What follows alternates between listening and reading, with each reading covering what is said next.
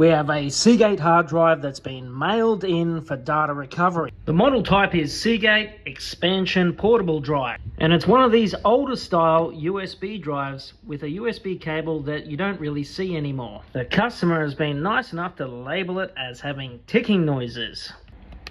When I connect it, it doesn't make any activity at all. There's no ticking noises. So let's open it and find out what's wrong. Inside is one of these Seagate Freeplay 1000 gigabyte hard drives. This is our diagnostic cable. It'll tell me what's wrong with it. If you listen very carefully, the customer was correct. It's making a ticking sound.